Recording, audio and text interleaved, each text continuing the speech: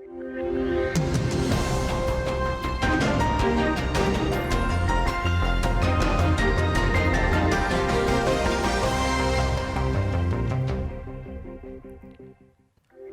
वालेकुम नाज़रीन, मैं हूं अरसलान खोखर। आप देख रहे हैं प्रोग्राम टॉक एट 7। प्रोग्राम का खुसूसी हिस्सा हमारे साथ हमेशा की तरह सजाद तरीन साहब मौजूद होते हैं। सजाद तरीन साहब हमारे साथ मौजूद हैं, सीनियर जर्नलिस्ट हैं, एनालिस्ट हैं और सियासी उतार चढ़ाव पर बड़ी बेहतरीन ग्रिप रखते हैं। बहुत सारी चीज़ें हैं जो सियासी मंजरनामे पर तब्दीली की बजाय बिगड़ती जा रही हैं। आज ज़रा इन चीज़ों पर बात करेंगे, ख़ास तौर पर कराची और अंदरूनी सिंध की सिचुएशन, बिजली और बारिश की सिचुएशन, टूट फूट की सिचुएशन, फिर वज़ीर आज़म के बैन अवी राब्तों के हवाले से भी बात करेंगे। वज़ीर आज़म का अब्दुल्ला से रब्ता हुआ, अफ़गान जो रहनुमा हैं उनसे रब्ता, और फिर उसकी अहमियत क्या हो सकती है इस खित्ते के लिए और ख़ास तौर पर पाकिस्तान और अफ़गानिस्तान के लिए। एक ऐसे दौर में ये रब्ता जब अफ़गान तालिबान का वफ़द पाकिस्तान का दौरा कर रहा है, तो ये तमाम तर सिचुएशन, इस पर भी बात होगी। शिबली फराज साहब, हुकूमती वज़रा बड़ी तेज़ी से बयानबाजी करना शुरू हुए हैं, क्या वजूहात है कि इतनी तेज़ी से बयानबाजी? फयाजुल हसन चौहान साहब भी, शिबली फराज साहब भी, और फिर फ़खर इमाम साहब ने भी कह दिया अब तो कि ज़ख़ीरा अंदोज़ी, गंदम की चोरी, माफियाज कौन हैं वो चीज़ें बताई, महंगाई कैसे हो रही है वो भी कुछ बताने की कोशिश की। लेकिन क्या ये सब चीज़ें समझ आ रही हैं? कराची की सूरत हाल कोई देख रहा है? मुल्क की सूरत हाल से कोई वाकिफ़ है कि इस वक्त आम आवाम के मसाइल हैं क्या? महंगाई आसमान को छू रही है, पाकिस्तान की इकॉनमी की सूरत हाल कोई खातिर खा बेहतर नहीं हो सकी जिसके दावे किए जा रहे थे। ईज़ ऑफ डूइंग बिजनेस की अगर बात करें तो बिजनेसमैन परेशान है। इसी तरह हर शोबे में कुछ ना कुछ परेशानियां इन 2 साल हुकूमत में पीटीआई को झेलनी भी पड़ी हैं और फिर उसके साथ आवाम को भी झेलनी पड़ी। सजाद तरीन साहब मेरे साथ मौजूद है, जैसा कि मैंने शुरू में भी बताया। सर कैसे हैं?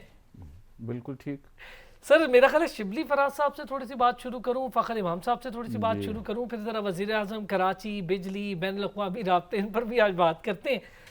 सर, शिबली फराज साहब हो, फयाजुल हसन चौहान हो, नवाज़ शरीफ को वापस लाना, नवाज़ शरीफ को भेज देना, यास्मीन राशिद के साथ एक जंग चल पड़ी है, फवाद चौधरी कुछ और कहते हैं, शेख रशीद कुछ और कहते हैं।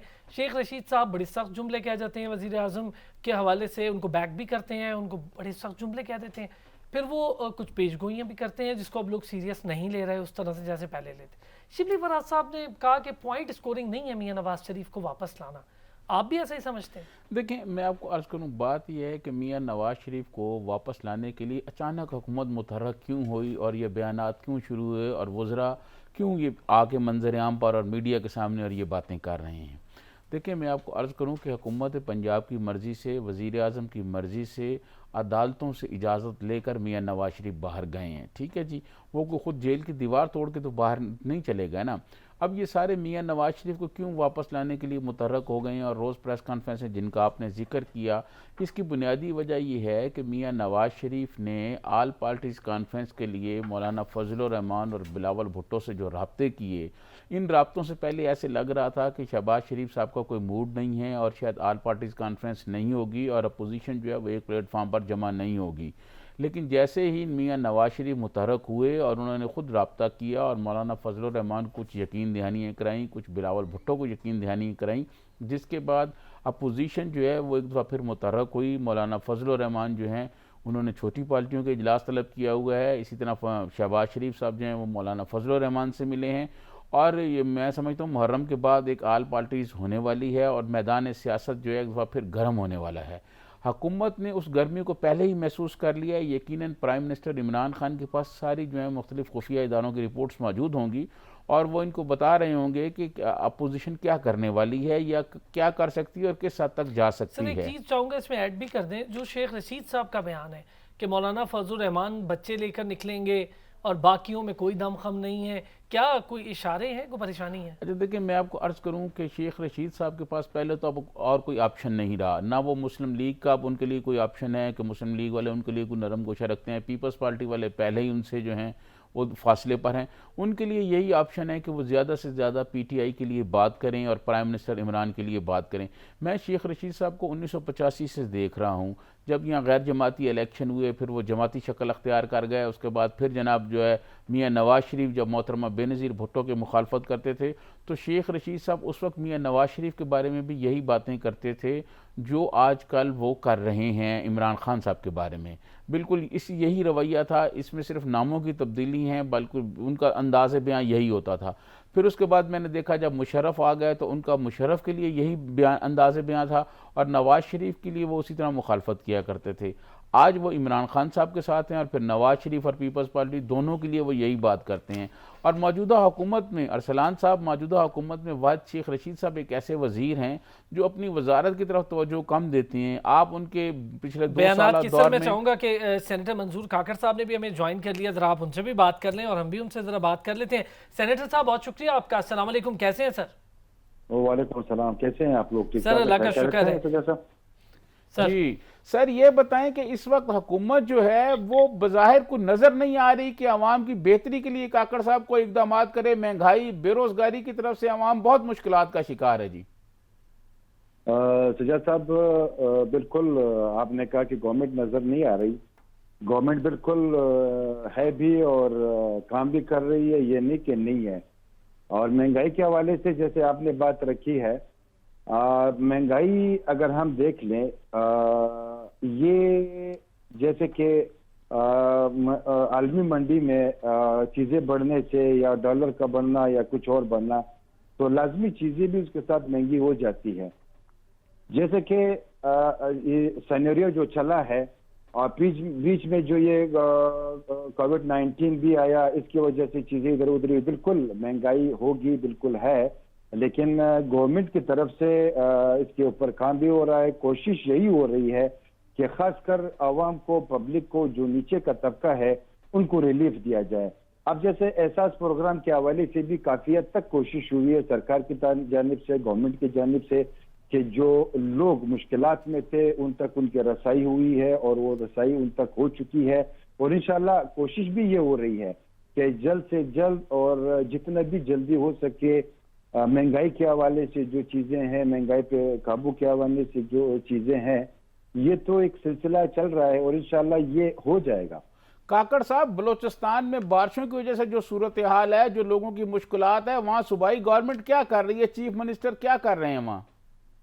देखिए सजाद साहब, गवर्नमेंट ऑफ बलूचिस्तान, हमारे वजीर आला जाम कमाल साहब, इस वक्त जब ये बारिशों का सिलसिला शुरू हुआ था, तो जो इलाके थे, जैसे नसीराबाद था, कैच था, रनाई था और ऐसे इलाके थे जहाँ पे फ्लड आया था। और फ्लड के साथ साथ आपने देखा भी होगा चैनल्स पे और सब ने देखा कि बहुत से नुकसानात भी हुए हैं, उसमें कोई शक नहीं। लेकिन पीडीएमए जो हमारा रिलीफ टीम है, उसके हवाले से, और हमारे जो होम मिनिस्टर है मिर्जा लांगव साहब, उसको ऑपरेट भी कर रहे हैं। तो वजीर आला जाम कमाल साहब ने पूरे सूबे का खुद दौरा किया, जहां जहां पे जो हमारे कमिश्नर थे, डीसी थे, उनको जो है ना अलर्ट किया हुआ था, दिन रात उनके साथ खुद राब्ते में थे। उन्होंने खुद जाके जायजा लिया, जो चीजें थी जहाँ पे लोग फंसे हुए थे, रसाई नहीं हो रही थी, उन तक भी खुदनोशी की चीजें और जो जरूरत की चीजें थी वो पहुंचाई है उन्होंने। और इसके हवाले से जो काफी नुकसानात हुए हैं उसको भी देखा जा रहा है। जैसे फसाद का ज्यादा नुकसानात हुए थे उसको भी देखा जा रहा है, लोग बेघर हुए हैं उसको भी देखा जा रहा है। लेकिन गवर्नमेंट जो है, वजीर आला जाम कमाल ने इसके ऊपर बिल्कुल 24 घंटे रेस्क्यू के हवाले से उन्होंने उसको रखा हुआ है। और इंशाल्लाह जितनी भी कोशिश हो रही है पीडीएमए के हवाले से, और हमने फेडरल से भी यही रिक्वेस्ट किया है कि एनडीएमए के हवाले से, वो पूरे मुल्क के हवाले से एनडीएमए देख ले, जहां जहां पे रिलीफ की जरूरत है, पैकेजेस की जरूरत है, कि वो पहुंचाए। अच्छा सेनेटर साहब, ये भी बताइएगा, क्या कोई आपको लगता है कोई खास तवज्जो मरकूज कर रखी है वफाक ने इस वक्त बलूचिस्तान के हवाले से? क्योंकि वजीर आला जाम कमाल खुद एक मीटिंग में बड़े बरहम रहे, उठ के गए, फिर उसके बाद हमने देखा कि जो मिनिस्टर फाइनेंस बलूचिस्तान है उन्होंने भी कुछ कहा, उन्होंने भी इस पर बात की। फिर कस्टम क्लियरेंस का मामला हर थोड़े दिन बाद सर उठा लेता है, वहाँ से ट्रक कस्टम क्लियरेंस पे फंसे रहते हैं, वहाँ पर चेंबर ऑफ कॉमर्स इस पर बहुत आवाज़ उठाता है। बिल्कुल आपकी बात सूबे के हवाले से, सूबे में जो हमारे वजीर आला है या हमारी कैबिनेट है, ये जो हमारी टीम है, उसके ऊपर बलूचिस्तान के जितने इश्यूज है उसके ऊपर तो फुल फ्लेज वो काम कर रहे हैं। लेकिन हमारा फेडरल से यही बात थी, जैसे आपने खुद भी कहा कि वजीर आला साहब, लेकिन चंद ऐसे इश्यूज होते हैं कि जो सूबे के राइट होते हैं और उसके ऊपर जो है वजीर आला का भी राइट होता है कि उसके ऊपर वहां पे बहस करे, क्योंकि ये सूबे के अवाम का मसला है। वजीर आला का अपना जाती मसला नहीं है, कैबिनेट का अपना जाती मसला नहीं है। तो मरकज अपनी तरफ से भी देख रहा है और मरकज की कोशिश यही रही है कि वो सूबों को जहां तक हो सके रसाई वो सूबों को जो उनके राइट्स है वो पहुंचा दे। काकड़ साहब, ये जो आपका वजीर आला है ये तो हुकूमत व्हाट्सएप पे चला रहा है, इसने व्हाट्सएप ग्रुप बनाए हुए हैं और वहीं से बैठ के लोगों को जो है ना मैसेज और हदायत जारी करता रहता है। ये खुद तो ना लोगों से मिलता है ना कोई बात करता है। सज्जाद साहब, ऐसी कोई बात नहीं है। व्हाट्सएप क्योंकि अब जैसे कोविड 19 जब से आया है तो आपने देखा तमाम चीजें ऑनलाइन की तरफ जा रही है। तो अगर एक आध मैसेज व्हाट्सएप पे वो इस्तेमाल कर ले, ऐसी कोई बात नहीं है। वो लोगों के बीच में है, वो कैबिनेट के बीच में है और वजीरों के बीच में है, एमपीएस के बीच में है। लोग उससे मीटिंग्स करते हैं, वो अपना काम जारी रखते हैं सेक्रेटरीज के साथ। वो इस वक्त जो सूबे को जिस डायरेक्शन पे ले जा रहा है, ये मैं आपको यकीन से कहता हूं कि इंशाल्लाह साल 1.5 साल में इंशाल्लाह आपको सब चीजें नजर आ जाएंगी कि उसकी विजन या उसकी सोच सूबे के हवाले से, चाहे वो हर शोबे से हो। देखिए, पहले अगर हुकूमतें थी वो चंद डिपार्टमेंट को, चंद शोबों को देखते थे, लेकिन वजीर आला जब से बलूचिस्तान अवामी पार्टी की हुकूमत आई है, हमारे साथ रिलेशन है, वजीर आला जाम कमाल साहब ने एक विजन लेके चले हैं। वो खुद हर चीजों को फॉलो अप करते हैं, वो तमाम डिपार्टमेंट्स को इक्वल लेके चल रहा है। चंद ऐसे डिपार्टमेंट है जिनको 15, 20, 25 सालों से ही इग्नोर रखा गया था। चंद ऐसे डिपार्टमेंट थे जिनकी मतलब वो लोगों को अपने हद तक जरूरियात थी, जो अपनी जरूरियात भी पूरे करते और बाकी डिपार्टमेंट जो थे वो कोलैप्स की तरफ जा रहे थे। तो ये चीजें तकरीबन 30, 40, 25 साल की है और हमारी कोशिश है कि अब 2 साल, 2.5 साल होने को है। इंशाल्लाह बहुत सी चीजें बेहतरी की तरफ गई है और इंशाल्लाह 1.5 साल, 2 साल में बहुत सी चीजें बेहतरी की तरफ चली जाएंगी। काकड़ साहब, बात यह है कि आप अगले 2-2.5 साल की हमें बता रहे हैं कि वो 2 चीजें बेहतरी में जाएंगी। आप मुझे ये बताएं कि पिछले 2 साल में आपके वजीर आला ने क्या किया है बलूचिस्तान में, को बताएं ना उनकी 2 साल क्या कारकर्दगी है। देखें, 2 साल कारकर्दगी बलूचिस्तान अवामी पार्टी और उनके जो इत्यादी हैं, आप वो देख लें कि जितने कैबिनेट के मीटिंग इस दौरे हुकूमत में हुए हैं किसी में भी नहीं हुए हैं, और जितने तब्दीलियां, जितने इस्लाह डिपार्टमेंट के हवाले से की गई हैं किसी हुकूमत में नहीं की गई हैं। अब स्पोर्ट्स के हवाला में एक ये देता हूं कि उन्होंने तमाम जितने भी हमारे डिस्ट्रिक्ट्स हैं, 32 डिस्ट्रिक्ट्स है और 32 डिस्ट्रिक्ट्स में उन्होंने एक ही इक्वल तरीके से अनाउंस किया है कि वहां पे कॉम्प्लेक्सेस, स्टेडियम बन रहे हैं और वो इंशाल्लाह मैंने कहा ना, जैसे आपको कहा कि जल्दी नजर आ जाएंगे। अब जैसे एग्रीकल्चर के हवाले से है, एग्रीकल्चर की बहुत सी चीजें हैं और उसमें जैसे कि उसमें स्पोर्ट्स के हवाले से जैसे मैंने आपके जिक्र किया, एजुकेशन के हवाले से उन्होंने किया है। अब जहाँ पे नर्स यूनिवर्सिटी आई हुई है और हेल्थ के हवाले से कार्डिक हॉस्पिटल उन्होंने लाया है और उसमें जो है कैंसर हॉस्पिटल लाया गया है। इस तरह के और बहुत से फील्ड से जो चीजें हैं वो इंशाल्लाह आपके सामने आ जाएगी। हुकूमत लगी हुई है और वजीर आला अपनी तरफ से और बलूचिस्तान के जो कैबिनेट है, वजीर आला और उनके साथ जो टीम है, इंशाल्लाह वो अपनी परफॉर्मेंस कर रहे हैं और जल्द इंशाल्लाह परफॉर्मेंस नजर आ जाएंगे। ठीक है, बहुत बहुत शुक्रिया। सेनेटर मंजूर काकड़ साहब हमारे साथ मौजूद थे। तरीन साहब, जो कुछ आप सुन रहे हैं, जो कुछ हम भी सुन रहे हैं 2 सालों से, क्या आप मुतमईन हैं इन चीज़ों से? देखिए, मैं आपको अर्ज करूं कि इस हुकूमत की जो 2 साल कारकर्दगी है, बेशक वज़रा रोज़ आते हैं प्रेस कॉन्फ्रेंस करने के लिए और पिछले दिनों वो 7 वज़रा 8 वज़रा इकट्ठे बैठे रहे और 2 दिन वो हुकूमती कारकर्दगी बताते रहे। मैं ये समझता हूँ कि हुकूमत की कारकर्दगी तो उस वक्त बेहतर होगी जब आम आदमी की हालत बेहतर होगी। आम आदमी जो मुश्किलात का शिकार है, महंगाई बहुत ज़्यादा है, गुर्बत बहुत ज़्यादा है। आज फ़खर इमाम साहब ने भी ज़ख़ीरा अंदोज़ों की बात की, गंदम की बात की, लेकिन लोगों को मार्केट में जो गंदम मिल रही है, लोगों को मार्केट में जो आटा मिल रहा है वो बहुत महंगा है। आप केपी में देख लें, जहाँ पीटीआई की हुकूमत है, वहाँ नान भाइयों ने हड़ताल की हुई है। वो कहते हैं जी अब रोटी हम 20 रुपए की देंगे, इससे कम नहीं दे सकते। मैं चाह रहा हूँ तरीन साहब, इस पे तो मैं आपसे एक ज़रा थोड़ी डिटेल डिस्कशन भी कर लेते हैं कि जो महंगाई है उसकी सूरत हाल, डॉलर का एक अलग मसला है, फिर उसके बाद हमारा जो शरह सूद था वो इतनी ऊपर चला गया, FATF की तलवार हम पर अब तक लटक रही है, फिर कोई इंडस्ट्रियल पॉलिसी नहीं, कोई ट्रेड पॉलिसी नहीं। ये मुश्किलात हर किसी के साथ जुड़ी हैं। अगर ये बेहतर हो जाता तो यकीनी तौर पर आम आदमी की हालत बेहतर होती। एक ब्रेक पर जाना है, ब्रेक से वापस आते हैं तो ज़रा सजाद तरीन साहब से जानता हूँ।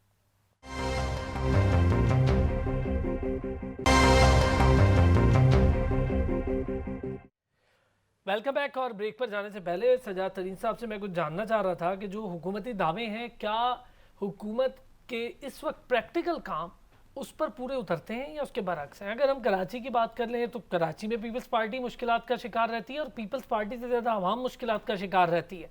सेम सूरत हाल पंजाब की भी कोई अब मुख्तलिफ नहीं है। पंजाब में बारिश होती है तो वहाँ लाहौर बहुत ज़्यादा इफेक्ट होता है। इसी तरह खैबर पख्तूनख्वा की सूरत हाल, खैबर पख्तूनख्वा में कुछ चीज़ें बहुत बेहतर हुई, अब तो अल्लाह अल्लाह करके मेट्रो भी चल पड़ी। लेकिन क्या तमाम तर चीज़ें उस तरह से उस ट्रैक पर चल रही हैं जिस तरह से गवर्नमेंट में आने से पहले पाकिस्तान तहरीक इंसाफ कंटेनर या फिर जलसों में अपने दावे करती थी? सर मैं समझता हूँ अरसलान साहब, बात यह है कि हुकूमत और कंटेनर पे जो प्राइम मिनिस्टर इमरान खान दावे करते रहे हैं, अब जब वो प्राइम मिनिस्टर बने और उनकी 2 साल कारकर्दगी देखी जाए तो सूरत हाल उसके बिल्कुल बरक्स है। अभी तक जो मसाइल हैं वो बढ़ते जा रहे हैं, सूबों के दरमियान हमआहंगी नहीं है। आप देखें कराची के लोग कितने मुश्किलात का शिकार हैं। कराची ऐसे लगता है जैसे पूरे का पूरा शहर जो है वो नदी और नालों की शक्ल अख्तियार कर चुका है। लोगों के घरों में पानी जा चुका है, लोगों का फर्नीचर तबाह हो गया है, लोगों का मसाइल इतने ज़्यादा हैं। और जिन इलाकों से पानी चला गया है, पानी गुजर गया है, वहाँ पर गंदगी इतनी है, ढेर लगे हुए हैं, वहाँ से बीमारियाँ फैल रही हैं। और ये जो पानी है, ये सीवरेज का पानी और पीने का पानी वहाँ मिक्स हो चुका है और लोग इतनी मुश्किलात का शिकार हैं। और आने वाले दिनों में जब ये बारिशें ख़त्म हो जाएंगी, पानी ख़त्म हो जाएगा, तो लोग जब पिएंगे पानी तो उनसे जो बीमारियाँ फैलेंगी वो एक और वबा फैलने का खदशा है। मैं समझता हूँ कि सिंध हुकूमत को जो काम करने चाहिए थे वो करने में नाकाम रही है, वो नहीं कर सकी। लेकिन सिंध हुकूमत जो है उसको पता है कि बारिश हर साल आती है, ये नहीं है कि ये पहली दफ़ा हो गया है। दोनों की ज़रा बात कर लें। सिंध की अगर मैं बात करूं, 2 स्टेक होल्डर्स बड़े हैं, एक पीपल्स पार्टी है, एक MQM है। दोनों अरसा दराज से हुकूमत पर हैं, दोनों के मामलात सूबाई लेवल पर भी हैं और शहरी लेवल पर हैं। हैदराबाद और कराची में होल्ड है MQM का, लेकिन वसीम अख्तर साहब इख्तियारात का रोना रोते रहते हैं। फिर वज़ीर आला को मैं देखता हूँ वो दौरे करने निकल जाते हैं, लेकिन उस पर कोई अमल दरामद नहीं होता। अजीब सा कुछ सिचुएशन है। देखिए, मैं आपको अर्ज़ करूं कि गुज़िश्ता दिनों मैंने डॉक्टर फ़ारूक सत्तार का एक इंटरव्यू किया था, तो उन्होंने ये कहा कि वसीम अख्तर को ये नहीं रोना चाहिए कि मेरे पास अख्तियार नहीं है, जो अख्तियार हैं उन पर तो कारकर्दगी दिखाएं ना, उन पर तो काम करें। लेकिन बात यह है कि कराची के इलाकों पर, कराची में मुख्तलिफ इलाकों पर अपनी सियासत चमकाने और कराची पे कब्जा करने की लड़ाई जारी है। सर नालों की सफाई, सड़कों के ऊपर से पानी हटाना, ये तो बल्दिया कर सकती है, इतना कौन सा बड़ा, इसके लिए भी NDMA को जाना पड़ रहा है और जवान फौज के हर जगह उतरते हैं, तो फिर गवर्नमेंट्स का क्या काम? देखिए, मैं आपको अर्ज़ करूं कि जिस तरह की जो बहरानी कैफियत है और जो भी बहरान पैदा होता है, चाहे कोरोना का बहरान हो, चाहे ये अभी बारिशों की सूरत हाल है, मैं समझता हूं कि सिविलियन सेटअप जो है वो ऐसे लगता है जैसे हर तरफ नाकाम ही नाकाम होता जा रहा है। और ये कोई नई बात नहीं है, लाहौर हो, कराची हो, ये कोई बारिशें पहली दफ़ा नहीं है, हर साल ऐसे बारिशें होती हैं। अगर आप पिछले साल का उठा कर देख लें तो पिछले साल भी ऐसे ही होगा, इनके बयानात ऐसे ही होंगे, लेकिन कराची का जो सीवरेज सिस्टम है उस पर कोई तवज्जो नहीं दी जा रही। सर, मैं इस पर एक बात आपसे करूंगा। एजाज दुरानी साहब ने हमें ज्वाइन कर लिया है, साबिक सूबाई वजीर, पाकिस्तान पीपल्स पार्टी से उनका ताल्लुक है। तरीन साहब। दुरानी साहब, सज्जाद तरीन बोल रहा हूँ। आप ये बताएं कि KP में जो सूरत हाल है, आप उससे मुतमईन हैं? KP में तो एज सच कोई इनकी PTI की किसी किस्म की कोई परफॉर्मेंस नहीं है, ना इनका कोई मेगा प्रोजेक्ट है। और इनका सिर्फ एक BRT था, तो BRT को भी इन्होंने जो 25 बिलियन का था तो वो 100 पता नहीं कितने पे चला गया, 80 पे चला गया या कितने पे चला गया। अभी इनकी मुख्तलिफ है, किसी जगह क्या कहते हैं, किस जगह। और उसके बावजूद कि अभी भी इन्होंने कंप्लीट नहीं किया और उसके बाद इन्होंने उसका इफ्तिताह कर दिया। बस ये इन्होंने एक उनकी परफॉर्मेंस है। कोई हॉस्पिटल नहीं बनाई हो, कोई यूनिवर्सिटी नहीं बनाई हो, कोई चीज बता दें अपना ये प्रोजेक्ट। इजाज दुरानी साहब, सिंध में आपकी पार्टी की हुकूमत है, उन्होंने क्या किया? पूरे का पूरा कराची जो मुआशी हब है वो नदी और नाले बना हुआ है। देखें जी, ये तो खैर ये तो इल्जामात हैं। अब बारिश मैं ये तो नहीं कह सकता कि जी बारिश जो है वो हुई है तो क्या अमेरिका में इस तरह का नहीं होता, क्या इंग्लैंड में नहीं होता, क्या लाहौर में नहीं है, क्या पेशावर में नहीं है, क्या बलोचिस्तान में नहीं है। बस सिर्फ एक टारगेट करना है पीपल्स पार्टी को और सिंध को, सिर्फ और सिर्फ इनका वो है। बाकी चीजें जितनी भी हैं वहां जाके आप देखें। अब बारिश अगर हुई है, इट्स अनएक्सपेक्टेड, क्योंकि कराची जिस तरीके से डिजाइन किया गया या बनाया गया तो वो तो इस तरह था कि वहां पे बारिशें कम होती हैं, लेकिन उसके बाद ज्यादा मेजॉरिटी टाइम तो ये MQM के कंट्रोल में रहा है। कराची MQM से नहीं पूछता, ये जो मौजूदा गवर्नमेंट है वहां पे जो उसकी एनक्रोचमेंट हुई है, जो चाइना कटिंग हुई है, वो तो इसने की है एमक्यूएम वालों ने। और दुरानी साहब 2008 से पीपल्स पार्टी इक्तदार में है, वहां सिंध से 2008 से मुसलसल इक्तदार में है। और कराची की जो हालत है, मुआशी हब है, क्या आप ये कह के कराची को बरी जिम्मा करार दे रहे हैं हुकूमत को? क्योंकि बारिशें तो लंदन में भी होती हैं, अमेरिका में भी होती हैं और लाहौर में भी होती हैं, लिहाजा कराची में भी होती है। ये क्या बात है? आप जिम्मेदारी दूसरों पर क्यों डाल रहे हैं? अपने लोगों को नाहिल क्यों नहीं आप गिन रहे? नहीं, बिल्कुल उनकी नाअहली नहीं है। उनका सिर्फ और सिर्फ आप ये देखें कि एनक्रोचमेंट जब हुई, जब एक ड्रेन का सिस्टम ही आप लोगों ने तबाह किया है, वो तो एमक्यूएम इसकी जिम्मेवार है। अगर बारिशें, हाँ, अगर इसके अदरवाइज लॉ एंड ऑर्डर को देखें तो वो जिस तरह भी हुआ, credit goes to the present government कि जी कि उस गवर्नमेंट ने जो है तो इसका वो जो लॉ एंड ऑर्डर को किया, किस तरीके से एमक्यूएम वहां पे किडनैपिंग और क्या क्या होता था। आज वो अमन है, वो मौजूदा गवर्नमेंट ने और हमारी पाक फोर्सेस ने मिल के उसको किया है, तो आज वो सारा अल्हम्दुलिल्लाह ठीक है। अच्छा दुरानी साहब एक अर्ज है आपसे, सिर्फ ये जानना चाह रहा हूँ कि क्या ऐसा हुआ है कि सिंध के लिए, उसके सीवरेज सिस्टम की बेहतरी के लिए, सड़कों को कुशादा करने के लिए, मैं परवेज मुशर्रफ साहब के दौर का इस वक्त जिक्र करूँ अगर, तो जब मुस्तफ़ा कमाल को मेयरशिप मिली थी, मैं खुद कराची मौजूद था, मैंने काम होते देखा, नेमतुल्लाह साहब मरहूम काम कर रहे थे, मैंने काम होते देखा, सीवरेज के सिस्टम में कुछ बेहतरी आई, बहुत नहीं हुई लेकिन आई, जिस हद तक बजट था उसका इस्तेमाल भी हुआ। क्या सिंध में गवर्नमेंट पीपल्स पार्टी की मौजूद है इतने लंबे अरसे से? इशरतुल इबाद साहब के साथ भी पीपल्स पार्टी ने काम कर लिया, अब भी पीपल्स पार्टी मुकम्मल होल्ड में है।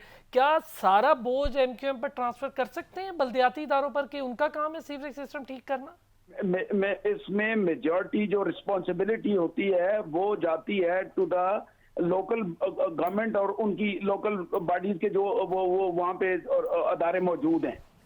मेयर वहाँ पे मौजूद है, उसने करना होता है। प्रोविंशियल गवर्नमेंट है, मैक्सिमम अगर उनकी कोई रिक्वायरमेंट हो, कोई फंडिंग करना उनका काम है, बाकी उसकी इम्प्लीमेंटेशन तो डेफिनेटली उनका काम है, और फिर उसके बाद मरकज का काम है। और दुरानी साहब सिंध में बल्दियाती इदारों के लिए जो कानून साजी हुई है उसमें सारे अख्तियार तो चीफ मिनिस्टर ने अपने पास रख लिए, तो वहां मेयर क्या करेगा? देखिए, अब चीफ मिनिस्टर जो है वो क्या करेगा? अगर जितने एम्प्लॉइज हैं, जितने ने इम्प्लीमेंट करना है, वो तो उन्हीं के अदारे हैं। अगर चीफ मिनिस्टर ने भी कुछ करना है तो ही विल वो रिक्वेस्ट उसी को करेगा या ऑर्डर करेगा अपने लोकल बॉडीज को, उनकी जो हजारों के हिसाब से एम्प्लॉइज हैं। अच्छा सर, एजाज साहब ये भी आपसे जानना चाहूँगा, आपने, चले आप कह रहे हैं कि वो लोकल बॉडीज़ को कहेगा, क्या ये सेम सिचुएशन थरपारकर के लिए भी होनी चाहिए? वहाँ पर हेल्थ फैसिलिटी नहीं है, अगर आपने खुद देखा हो थरपारकर में, तो मिट्टी में एक हॉस्पिटल है जिसकी हालत इतनी बुरी है, उमरकोट के हॉस्पिटल में बेड्स मौजूद नहीं है, उमरकोट से मिट्टी के बीच में जो कोई हॉस्पिटल अगर कोई मौजूद है तो मुझे उसका इल्म नहीं है। फिर क्या मीरपुर खास के लिए भी यही सिचुएशन होगी, हैदराबाद के लिए भी, दादू के लिए भी, लाड़काना के लिए भी? नहीं, क्या मतलब इसका कि आप ये फ्लडिंग की बात कर रहे हैं, तो सेहत से रिलेटेड चीजें हैं, क्या वो भी हम लोकल बॉडीज पे डाल सकते हैं? देखें, इसका एक बड़ा आसान सा जवाब होता है इन चीजों का कि जिस वक्त कोई गवर्नमेंट, अभी आज किसी जगह इलेक्शन करवा के देखें तो पीटीआई गवर्नमेंट वर्सेस बाकी वो जमातें करें तो पीटीआई की जमानत भी शायद जब्त हो जाए आज, क्योंकि उनकी परफॉर्मेंस बिल्कुल जीरो पे जा रही है। सेम इज अगर आप सिंध में जाएं, चाहे मिट्टी की बात करें, चाहे थरपारकर की बात करें, जिस जगह की, अगर इनकी परफॉर्मेंस ठीक नहीं है तो इनको वोट नहीं मिलेंगे। लेकिन इनको तो दो तीन बार जो है तो उन पे एतमाद किया जा रहा है। इट मीन्स के ये सिर्फ एक मीडिया का या उसके बैक पे अल्लाह जानता है क्या मसला है, उनका कोई वो एक खास रोल चल रहा है। अदरवाइज जो है तो वो बार बार इसमें पीपल्स पार्टी पे एतमाद क्यों कर रहे हैं? इजाज दुरानी साहब पीपल्स पार्टी की तमाम लीडरशिप जो है उस पर करप्शन के इल्जाम हैं, और आपको पता है पाकिस्तान की सियासत में जुल्फिकार अली भुट्टो की पार्टी करप्शन की नजर हो गई है, और तमाम आपके लीडरशिप जो है वो एहतसाब के चक्कर लगा रहे हैं एहतसाब की अदालतों में। क्या आप ये नहीं तस्लीम करते कि पीपल्स पार्टी को करप्शन खा गई है? बिल्कुल भी नहीं। करप्शन का कोई एक चीज साबित अगर इन्होंने की हो तो, अभी देखें उन पे तो इल्जामात हैं, यहाँ पे अगर महसूस ना करें तो मैं एक छोटी सी एक कोट आपको बता देता हूँ कि जो मौजूदा दौर में हो रहा है वो एक जिस तरह वो आप कहते हैं ना कि वो कोई कोई बंदा जो है तो वो किसी ने वो जेब कतरा टाइप था तो वो जेब काट रहा था तो वो पकड़ा गया, लोगों ने मारना शुरू किया तो उसका जो पीछे हेड था वो आया तो उसने उसको भगा दिया, उसने उसको 2-4 गालियां दी और कहा कि आइंदा अगर तू इधर नजर आया तो तुझे छोड़ूंगे नहीं हम। तो वो तो जितने भी हैं तो किसी को लंदन भेज दिया, किसी को वो दवाइयों वाले को ट्रांसफर कर दिया, जनरल सेक्रेटरी बना दिया, किसी को जो है तो वो मिर्जा साहब को जो है तो वो पता नहीं किधर कर दिया। तो वो दुरानी साहब पापड़ बेचने वाले, गोलगप्पे बेचने वालों के अकाउंट से अरबों रुपए निकले हैं और वो लिंक हो रहे हैं आपकी लीडरशिप के हवाले से। ये लूट मार के जो पैसे अरबों रुपए आपकी लीडरशिप और ये जैली अकाउंट्स हैं, इसका कोई जवाब है आपके पास? मैं कहता हूं जी आप, मैं मान लेता हूं, लेकिन आप इस वक्त ये मौजूदा गवर्नमेंट क्यों नहीं पकड़ती, पापड़ वाले को क्यों नहीं पकड़ती, इसको क्यों नहीं पकड़ती? और ये डाके तो सामने नजर आ रहे हैं, चलो वो तो फिर भी बहाने बना रहे हैं ना। ये तो चीजें जो है तो वो चीनी का नहीं नजर आया और वो पेट्रोल का वो इसके जो है फ्यूल के जो है तो वो नहीं नजर आया कि कितना बड़ा घपला हुआ है, बिलियंस का हुआ। वो आपको आटे का घपला हुआ, आपकी दवाइयों का घपला हुआ, आपके बीआरटी का घपला हुआ। कौन सी जगह है जहां से ये गवर्नमेंट, जिस दिन गवर्नमेंट गई तो देखेंगे कि वो आपको चोर नजर आएंगे, ये डाकू नजर आएंगे आपको। अच्छा, मतलब एजाज दुरानी साहब ये मान रहे हैं कि वहां भी कोई बहुत बहुत बहुत शुक्रिया एजाज दुरानी साहब, साबिक सूबाई वजीर पाकिस्तान पीपल्स पार्टी खैबर पख्तूनख्वा से उनका ताल्लुक है। काफ़ी सीधी सीधी बातें हो गई तरीन साहब, लेकिन क्या हम कंपैरिजन कर सकते हैं हकीकी मानों में खैबर पख्तूनख्वा का और सिंध का? चाहे मैं अब तालीम, सेहत का शोबा, इंफ्रास्ट्रक्चर का शोबा, पुलिसिंग सिस्टम में रिफॉर्म्स का शोबा, क्या कर सकते हैं? देखिए, मैं आपको अर्ज़ करूं कि किसी भी सूबे का किसी भी सूबे से कोई मुआवजा नहीं है। देखिए, मैं आपको अर्ज़ करूं, बात यह है कि सिंध जो है वो उसका मुआवजा केपी से नहीं हो सकता। उसकी वजह यह है कि सिंध में कराची जो है मुआशी हब है। आप पूरे मुल्क की जो मुआशी सरगर्मी हैं, आप मुआशी सरगर्मियों को बहुत बेहतर तरीके से समझते हैं। वो जो मुआशी सरगर्मियाँ कराची से होती हैं उसका फ़ायदा पूरे पाकिस्तान को होता है और वहाँ से सबसे ज़्यादा हम टैक्स लेते हैं, टैक्स वसूल किया जाता है।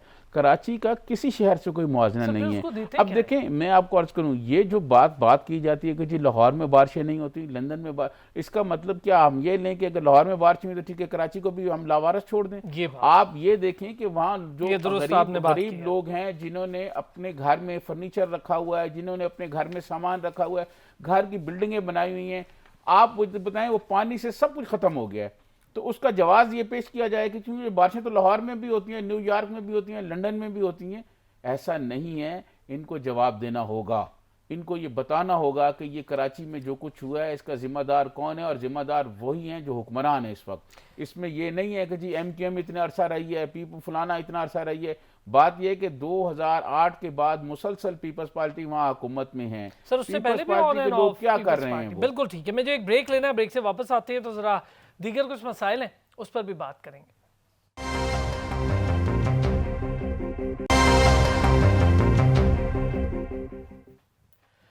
वेलकम बैक नाज़रीन। और ब्रेक पर जाने से पहले सजाद तरीन साहब और एजाज दुरानी साहब में कुछ गर्मा गर्म बात हो रही थी पीपल्स पार्टी के हवाले से, सिंध के हवाले से और खैबर पख्तूनख्वा के हवाले से। कंपैरिजन कह रहे थे कि कोई बनता नहीं है किसी भी सूबे का। अगर सिंध की सूरत हाल देखें तो ये नहीं कहा जा सकता कि सिंध में बारिश हो रही है तो अमरीका में भी बारिश होती है, वहाँ भी इस तरह की सूरत हाल होती है।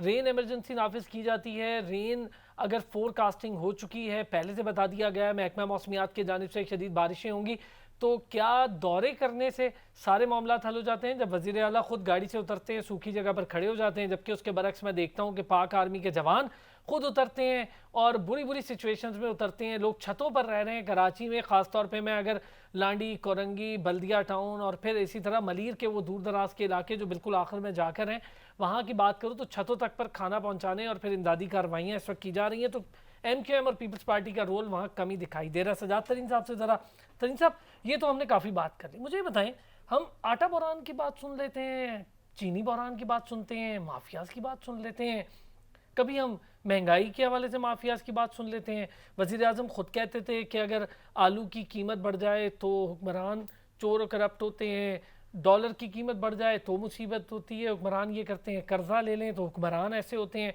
महंगाई हुक्मरानों के सबसे बड़े जुल्म होता है। इधर तो सर महंगाई 11% 12% आटे का 20 किलो का थैला 232 रुपए बढ़ गया इन 2 सालों में। देखें, मैं आपको अर्ज़ करूं, बात यह है कि प्राइम मिनिस्टर इमरान खान ये हमेशा ये कहते रहे हैं कि हम माफिया के ख़िलाफ़ कार्रवाई करेंगे, लेकिन बदकिस्मती से इस हुकूमत से जितना माफिया ने फ़ायदा उठाया किसी ने नहीं उठाया।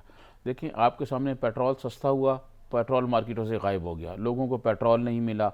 आप खुद भी यकीनन उन दिनों में पेट्रोल के लिए तलाश में इधर उधर फिरते रहे होंगे। अच्छा, इसी तरह अब चीनी की बात हुई, चीनी पे अब कहा जी हम ये कर देंगे वो कर देंगे, आप नोटिस लें, कार्रवाई करें जी, कमीशन बन गया, कमीशन की रिपोर्ट आ गई, लेकिन आम आदमी जो है अरसलान साहब, उसको तो चीनी 110 रुपये मिल रही है, कहीं 100 है, कहीं 110 है, कहीं लगा दाव, दुकानदार अपनी मर्जी से दाव लगा रहे हैं जितना मर्जी है रेट। तो बात ये, उस पर भी माफिया, अब क्या हुआ है माफिया का, सिर्फ कमीशन पे नहीं है, ज्यादा आ रहे हैं, बिजली का बिल बहुत ज्यादा आ रहे हैं। तो मैं ये अब कराची में जो खास और सूरत हाल है, वहाँ पे कराची में लाइट नहीं है, लोगों के पास लाइट नहीं मिल रही 4-4 6-6 घंटे। और कल ही मेरी की इलेक्ट्रिक के एक आदमी से बात हो रही थी, वो मैंने उन्हें पूछा जी आप ये क्यों नहीं, लोग परेशान है बारिश की वजह से और वहाँ बिजली नहीं है। वो कहते हैं जी हमने इसलिए नहीं कि वहाँ करंट लगने का खतरा है इसलिए बिजली बंद कर दी। ये आप ये देखें सर, नेशनल ग्रिड उनको सिस्टम बिजली देने पे तैयार था, उनका सिस्टम बिजली लेने पर ही तैयार नहीं था। जब ये मुआहदा हुआ था तो उस वक्त ये तय हुआ था कि वो सिस्टम को ठीक करेंगे। किसी हुकूमत ने उनसे ये नहीं पूछा कि भाई आपने सिस्टम अपग्रेड क्यों नहीं किया, कौन जिम्मेदार है, क्यों नहीं इनको कटहरे में लाया जाता। इसीलिए कि इनके पीछे भी माफिया और माफिया हर हुकूमत सर, जो फखर इमाम साहब ने कहा है कि जी गंदम बहरान चंद माह पहले शुरू हुआ, 8 से 9 साल बाद पहली बार गंदम की कीमतों में फर्क आ रहा है, जखीरा अंदोजों ने गंदम की कीमत में इजाफे का फायदा उठाया, तो ये सब किसी को नहीं पता। नहीं, देखिए कौन है जखीरा अंदोज, कौन है जो फायदा उठा रहा है, गवर्नमेंट कौन है जिसको ये नहीं पता। कि रियासत और हुकूमत का ये काम होता है ना कि अवाम को रिलीफ मिले, कोई जखीरा अंदोजी ना कर सके, कोई माफिया ना बन सके।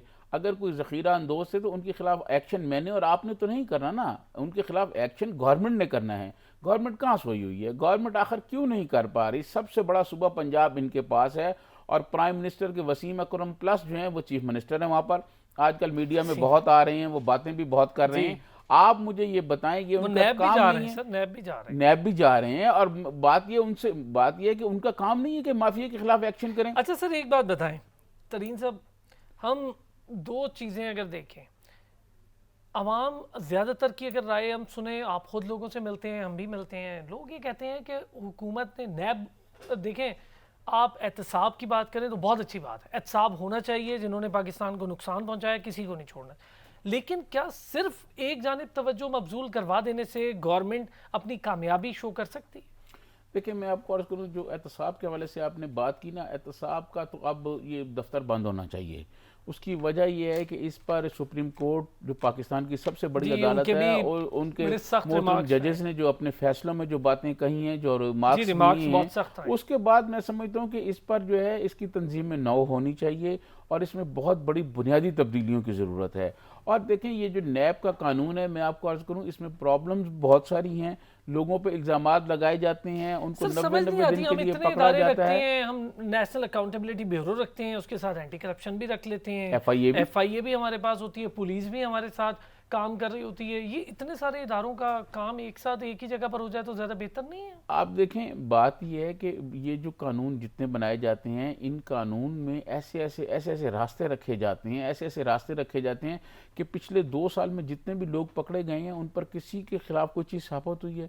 कोई साबित नहीं। आधे से ज़्यादा जमानतों पर हैं, सैयद खुर्शीद शाह और चंद लोग और हैं जो अंदर हैं, बाकी तमाम जो पीपल्स पार्टी की टॉप लीडरशिप है उस पर मुकदमा बाहर आ गए, ख्वाजा बिरादरन, और उनकी जमानत के केस में भी बड़े आराम से बाहर फिर रहे हैं। डॉक्टर आसिम आपके सामने इतने लंबा अरसा 400 प्लस अरब रुपए की कितनी करप्शन उन पे शोर मचा था। मैं समझता हूँ ये कैरेक्टर असैसिनेशन मीडिया में नहीं होनी चाहिए।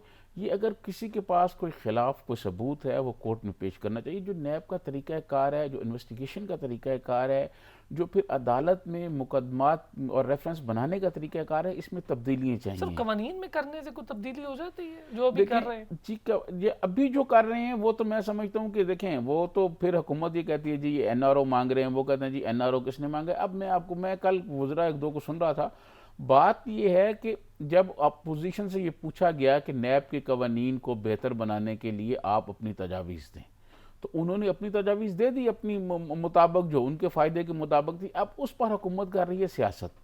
देखिए बात ये हुकूमत आई मियाँ नवाज शरीफ के ख़िलाफ़ जो इनका बड़ा अपना मौक़िफ़ था या बड़ा इनका एक स्टैंड था, वो था करप्शन, कि जी करप्शन है, लूट मार है, हम ये कर देंगे।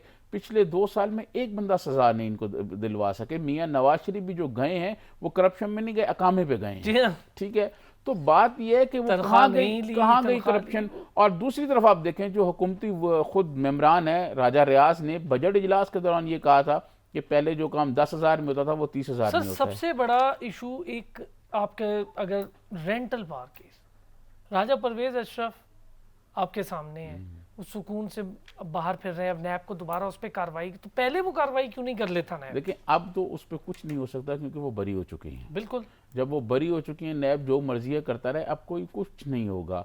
और जो आप यकीन माने, जो राजा परवेज अशरफ साहब की तकरीबन 10 साल जो मीडिया में करैक्टर असैसिनेशन हुई है, उसका कभी भी कोई, आप मैं समझता हूँ कि कोई अजाला नहीं हो सकता। चले सर, ये तो काफ़ी ज़्यादा आपने कर लिया, हमने मुल्क की सियासत पर भी बात कर ली, हालात पर भी।